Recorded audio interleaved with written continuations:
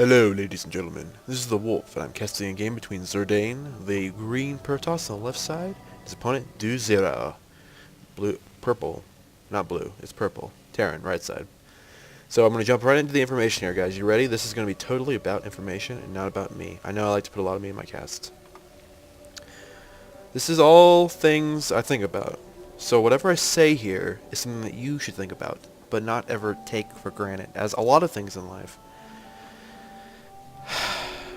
Protoss armies. I need to talk about this. What do almost all, Protoss Tier 3 units have in common?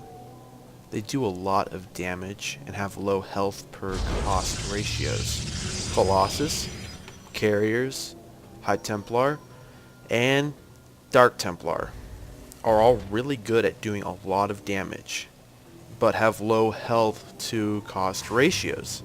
They gotta be supported to work properly. Now, in terms of getting to the Tier 3 units of Protoss, it could take a while.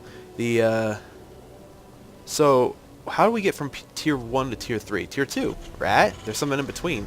So, Tier 2 units, what makes them all the same? Except for Warp Prisms and Observers, which I could say in a way are like Tier 2 units. Tier 2 Protoss units are all counter units. Void Rays deal with massive things pretty well nowadays, which is something I've always wanted them to do. Armored units. Mortals are great against armored. You guys can see that if you look at the strengths of the Protoss Tier 2 army, when a Protoss asks what counters this unit, then your answer is probably a Tier 2 unit. Unfortunately, as with force fields around, Tier 2 can sometimes just be skipped because it's like, oh, I can get a Mortal or I can just force field and get Colossus. Yeah. And so you can see how effective these units can be. They, yes, brain stopped again. That's okay. It's gonna boot up all day today. This is Xirdain's +1 armor expand build. It definitely had some flaws to it, but I think the idea is pretty sound.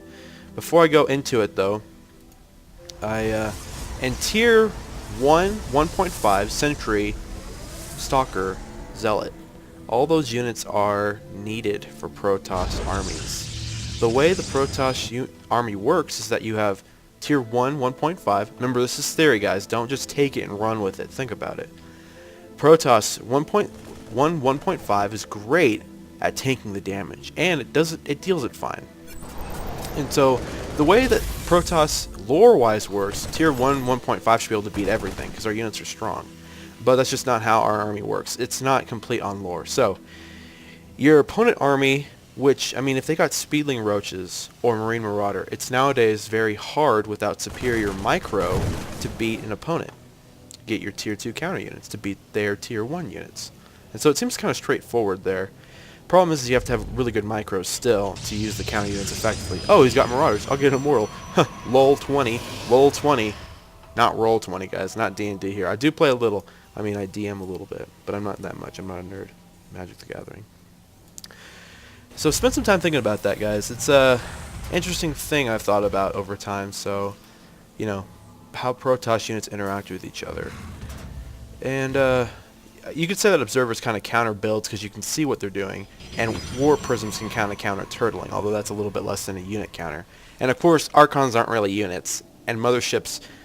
What does that word mean? It doesn't exist in this game. Because it doesn't. It sucks. Also, one more thing before the game gets too underway. This is you asked me about how you believe this build should transition. And even though this is the part of the game where I should probably start talking about what you're doing. In general, a Protoss base provides you with 4 points that you can use to supply your army. And this is kind of weird, but I'm mathematical, so this is how I see it. Number 4, it's on the bottom of the fraction. A warp gate takes one of these points. A robotics facility or a Stargate making Phoenix, Void Rays, or Immortals takes 1.5 points. And Colossus or High Templar, Dark Templar, and what was the last one? Carriers take 2 points. And now that's not an exact. They obviously all cost different things, but when you're at an earlier stage of the game, sometimes a good way to start it up in your mind is thinking, I have 4 points per base. Well, I can build 4 warp gates, or I could build 1 gate 2 robo. That's how I made that build, was thinking about those numbers. 1 gate 2 robo.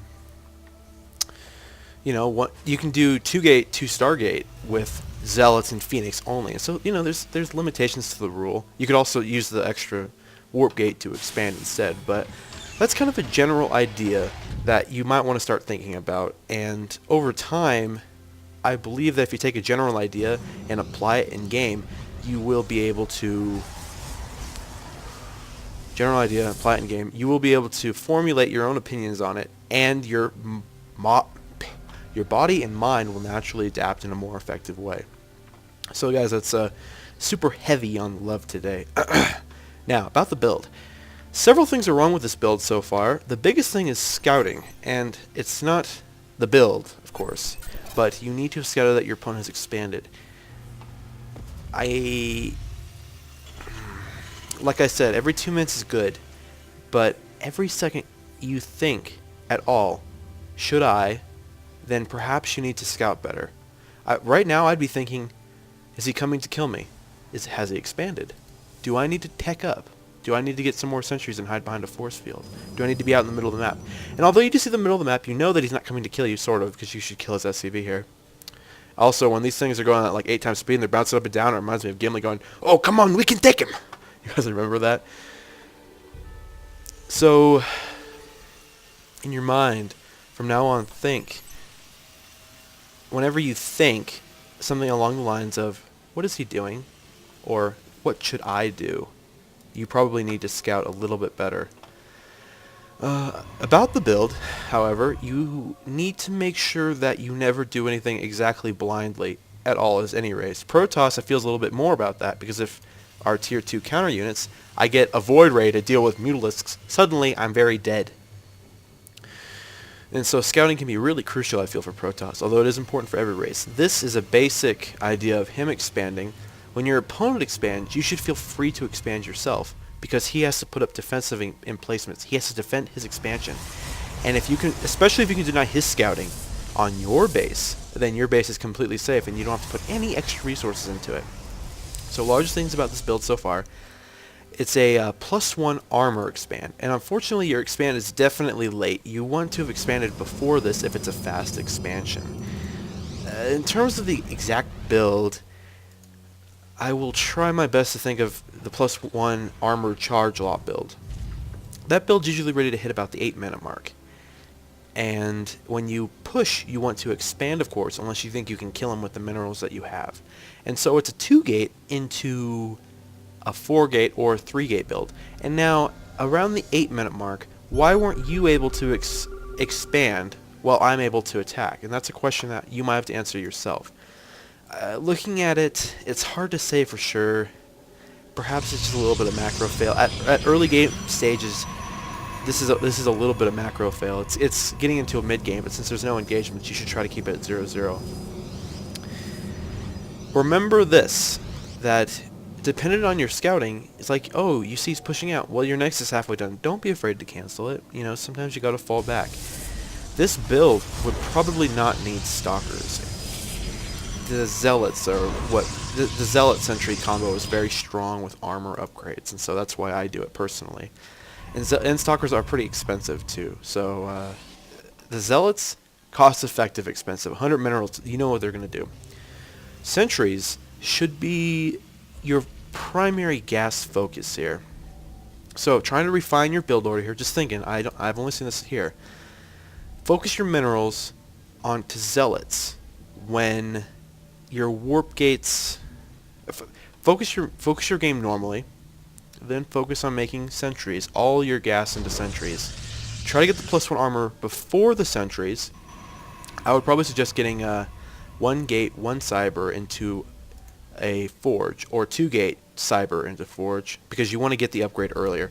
This is just a fast expansion where you're sitting on top of your upgrades, so while the +1 armor is good, it's definitely not what's helping you right now. And so, beginning of the game, play normal. Try to get a forge out faster, because that upgrade needs to be going earlier.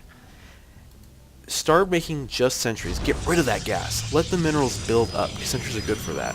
expand as soon as you have enough minerals and your opponent isn't coming to kill you. As soon as... And then once you get your expand going, you can go back into this normal game. Hopefully, if you do it right, you'll start having the expand around when the +1 armor is done. And you can see how that kind of mitigates the weakness of expanding. Your army's weaker, 400 minerals weaker, but suddenly it's +1 armor. As soon as the expand is done and you can't cancel it, you have +1 armor. That should be kind of the general idea you have here. You also asked me about transitioning out of this, transitioning through the build. And that is why I told you the point thing is, This is demonizing. I don't want to hear that shit. the reason I told you the point thing is that now you have 8 points. How do you want to spend those 8 points? Well, you got 3 here. Forges and tier 3 tech buildings are hard to place into this build. It's kind of just a general idea. Like I said, take a general idea and build with it. So right now you have 2 tech buildings which are upgrading, and so maybe 2. And now you're building 2 more gateways. So this should be enough to stay on top of your macro once you get a robotics bid down. Spoiler, he will. Now, you said, how do you want to transition out of this build? Well, the first thing is scouting. As I said, Protoss tech is really separated, and we have to scout to choose the correct tech path. Currently, you've chosen Forge, and so that kind of evens out my choices personally as a Protoss player. There's a reason that the water makes my game glitch. Stupid water. Even though the map is beautiful, by the way, I love this map. There's a reason that Protoss often go robotics, is because we have to get an observer out. It's our only means of detection.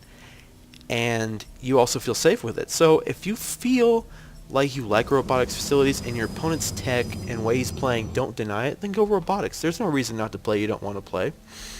Personally, though, I do feel that because you went Forge and cannons are available to you, you can skip going in the robotics facility for Stargate tech, because this idea, it probably would work pretty well. Excuse me. It probably would work pretty well with carriers. Honestly, the +1 armor won't benefit them. Neither will the +1 weapon. None of that will benefit a carrier. The +1 air shields will. And now you're getting +1 shields, and I have to say overall I would not usually suggest this because stalkers are pretty weak. You don't want them getting hit. The main advantage of shields is that it will affect every single thing you have. And so if you have kind of a diverse tech tree, which if you decide to take this build in that direction, kind of like you are now, I mean you've got robotics coming out, your shields can benefit every single Protoss unit and structure. But stalkers have the most shields per health of this. And sentries. I mean, they're the same. Sentries, you don't want them getting hit. They'll blow up. 2, you don't want stalkers getting hit. They do damage. They don't take it very well. 3, zealots, yes, you want them to get hit a lot. And you see there how +2 armor, putting them at 3 armor, making Marines half as effective, will be much more than plasma shields. So it's kind of something you have to think about in the future when you choose what you would like to choose. Interesting using an immortal to scout for you. Huh, lol. Same thing with immortals. I mean, the units even at the robotics will benefit more from... Ooh, tanks. Units of the robotics facility will generally benefit more from +1 armor anyway, so great sieging there.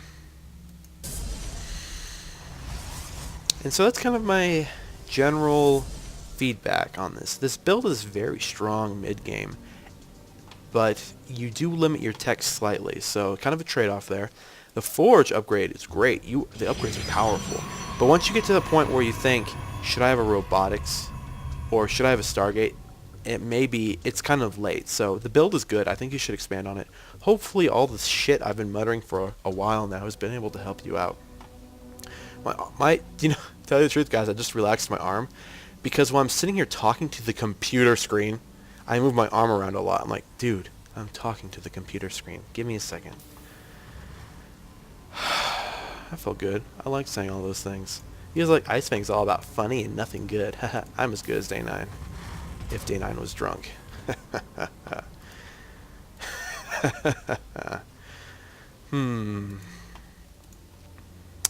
So, at this point in the game, you can see how you're... Sometimes, when your minerals and gas start to build up at this point, like Zerg, it's not because you don't have the proper production facilities, it's in timing. If you'd gotten your Colossus External Lance faster, your second Forge faster, your Robotics faster, then you wouldn't have any excess of minerals. And that's an ore. I mean, you don't want to be getting all of those at the same time. Right now, you got to make an extra production facility to pull back your minerals and gas back to acceptable level. And 700 minerals at this point in the game is fine, but you definitely want to get above 500 gas, and so that's very deadly area to be in. Plus, you don't know what your opponent's doing exactly. Now, tell me why they can't shoot air. Did you guys see that? Definitely was looking up, so... Then it's got like little gears. Yeah, I'm pretty sure it could look up or whatever. Don't this look a little bit like command centers for the Republic and Star Wars Galactic Battlegrounds clone campaigns? I know they do. I know what you guys are thinking. Ice Fang's a star fag. You know what? I am. But I like Star Trek too. Here's to the finest crew in Starfleet. Engage. Colossus. And this is just a general thing about your play. I would suggest that you never let... You said you and your opponent prefer macro play, and I can respect that. I also prefer macro play overall. Somehow we play Protoss. You know why? Protoss is the coolest. You need to make sure to keep tabs on your opponent at all times if you play like this, because sometimes macro play can leave you in a bad spot. If your opponent has great micro, he could hold off macro armies very well. And so as my frames per second drops, I'd like to let you know that you need to make sure to scout better.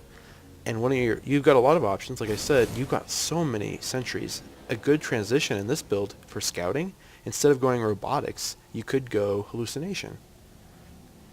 I smiled there. I know you can see it. You could go hallucination. That's great for scouting. Losing those units is wonderful. You're like, ha, bitch, you put a lot of effort into killing nothing. Oh man, I've just pooped out so much information. I need to relax for a second. My arms are tired. We're just going to sit here in the middle and watch the engagement go on, guys. I wish I could zoom out more. Oh, yeah.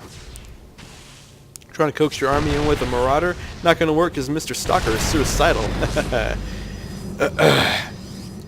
You're really staying on top of your upgrades, so that's really good. Protoss upgrades, I think, are a very critical part of the race, so... I mean, forges are cool anyway. They look like feet, don't they? You guys see that? Real fast, guys. This is more important. They look a little bit like feet, like high-heeled shoes. I see it every time. Now you see it too. Your mind is now diamonds. I kind of want to do that whole commercial. Hello, ladies and gentlemen. This is the wolf. And obviously my programming is broken, because I wasn't meant to say that. But I can still fix myself and say other things. So what units fight this well? Siege tanks. Well, tier 2 counter units. Void Rays could work like Mutalisks, especially if they had speed. They don't anymore. You can use Viking or Phoenix in a similar way, or you can use Immortals in a front-up way. You could also do the Zealot drop, which I will tell everybody again because it's actually pretty cool. This is actually really awesome. If you use a Warp Prism, you can just drop a Zealot on top of it and watch them blow each other up. Yeah, it worked better in Brood War because tanks didn't have intelligent shooting, so they'd all shoot each other. They're like, I'm gonna shoot, everybody shoot that one guy.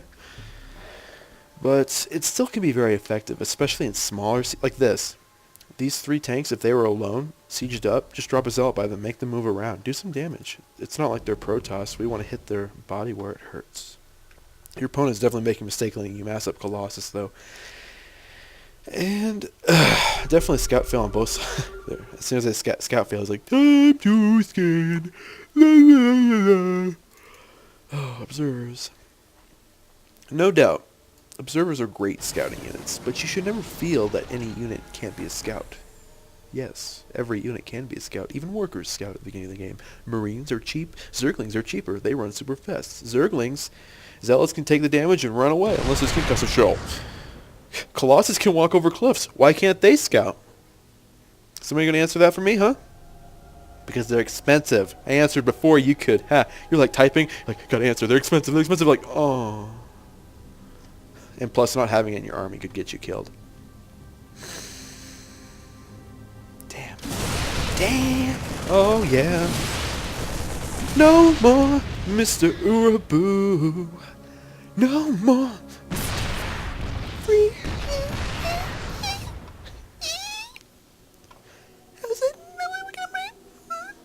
take a drink of water. I deserve it. I liked casting this game. It felt nice to get all my Protoss shit out.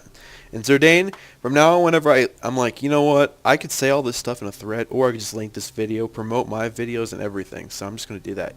Your name will be floating around SCA and the universe forever as the aliens watch us, guys. What's the name of my god? It's Xenu. Like you, Xirdain. I bet you're into Xenu too, because you got X as your first letter. And this is the funniest part. While watching this game, I thought to myself, is it almost over? In this 1 minute, will the entire game be decided? And it is. Like dancing Colossus back and forth. This is why you don't want to get your tanks out of position. This is probably one of those times where it's worth it to siege them up. But unfortunately, the force fields definitely hinder you there. Don't forget, force fields are cool, but I'm a Platinum player, and truth be told, I don't play a lot. But I don't have the ability to make force fields as well as professional players do. Me using force fields in an army engagement has a chance for it to go really wrong like this did. Now you're going to win. He's going to win, guys. Spoiler alert. Your Zealots did their job. They took the damage. I won't use force fields in most engagements because I'll screw it up. And I just mass Guardian Shield. Don't be afraid to do that. I mean, if you guys... It's important to practice your force fields, but when you're in a game and you want to win, and you're in the last moments there, it's beating me. When you're in a game and you're in the last moments there, and you think to yourself, force field, try to also think Guardian Shield, because remember, that one Guardian Shield makes a shit ton of difference. We're going to end this cast looking at the Urskadask calf. Look at that big mouth. It's like, Problem. VR frags.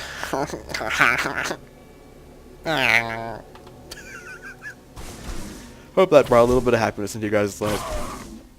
And in the final moments of this cast, I'd like to say thank you for watching my videos. Thank you for sending me your replays. Thank you for subscribing to me. Thank you for everything. Because, guys, today was a great day to cast games, and now I must commit suicide. No, I'm just kidding. I do have a little... I'll tell it when it's closer. Let's just say I'm going on vacation for 2 days, and it's in a little bit. So I'll let you know before it comes up, hopefully. If I go away for 2 days, don't be like, he died! He had sex with HD and then had sex with his girlfriend, and then he died for no reason because he had AIDS. Thank you for watching my videos, guys. And Xirdain, I hope earnestly, and every Protoss player, that this video is able to help you become a better player.